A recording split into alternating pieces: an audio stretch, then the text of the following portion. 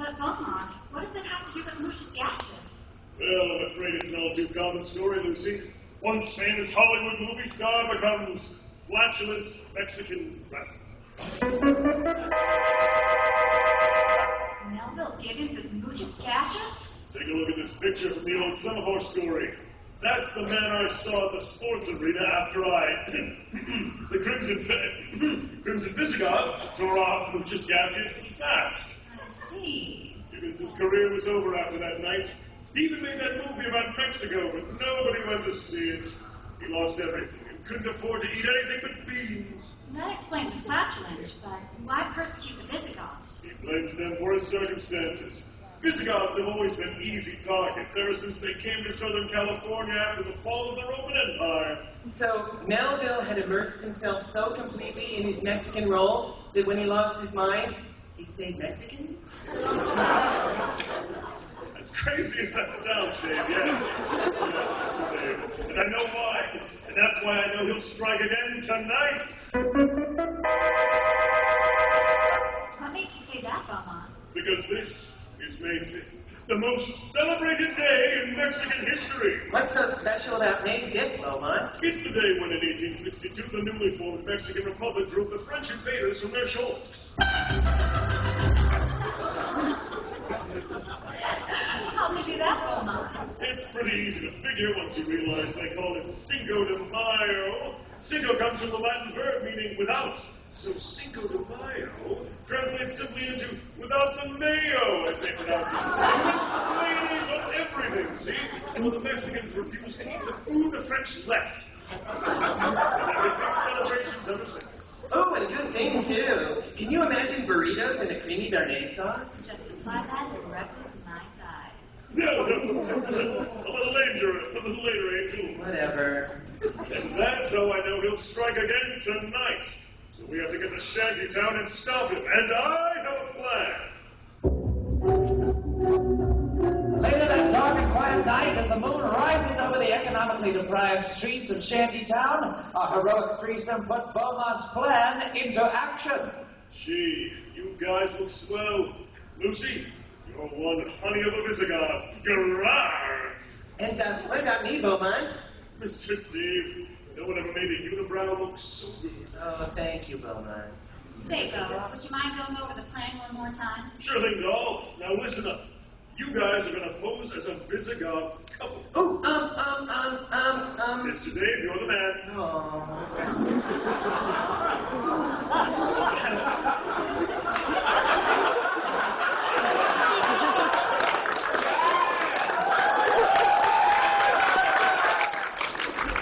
Masked Offender is sure to unleash his pent-up hatred of all things Visigoth. He won't be able to resist a seemingly prosperous heterosexual Visigoth couple who are humble, modest, and uphold all the Visigoth traditions. Beaumont, that car looks mighty suspicious. It might be the culprits. Stalwart observation, Angel. Now you guys stand here in front of this rundown slum and look prosperous. I'm going to get the police. With any luck, I should be back before Cassius lets you have it. Hurry, Beaumont. As the car creeps even closer to Lucy and Mr. Dave, Beaumont ducks into a nearby alley to await the furtherment of his plan. Come on, Cassius. While inside the slowly approaching car... Oh, hey, boss, look! That's a seemingly prosperous Visigoth couple. Well, obviously not heeded your warning. And now they face the consequences. Stop the car. Hey, boss, how's your buttocks? Because if it's tanks, I got the oil right here. Later, then. Now it's time to bring my crusade to its explosive conclusion. I shall rid our city of Visigoths once and for all, and I will show no mercy.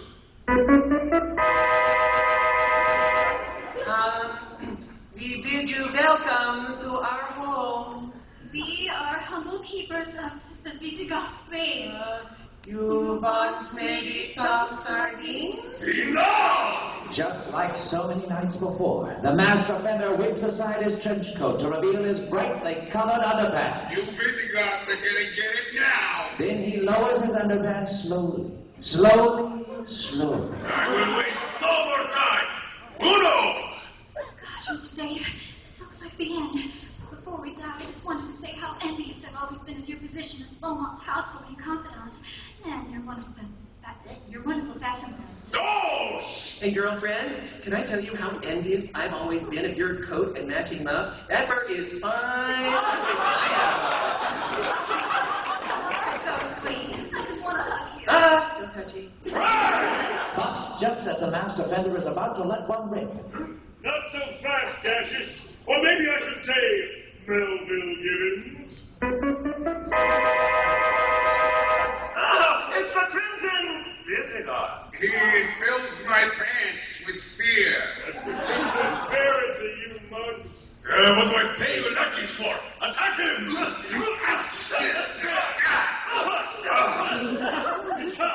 Anyone else done? The atomic particle ferret stimulator should take care of you.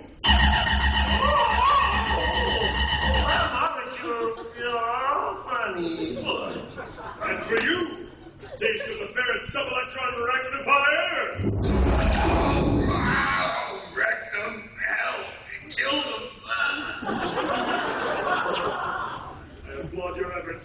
And now for you, Moochus, a little ferret gas. Speak professional courtesy. Signor Ferret, you have dispatched my henchmen with ease, but I will not go down so quietly into that dark night.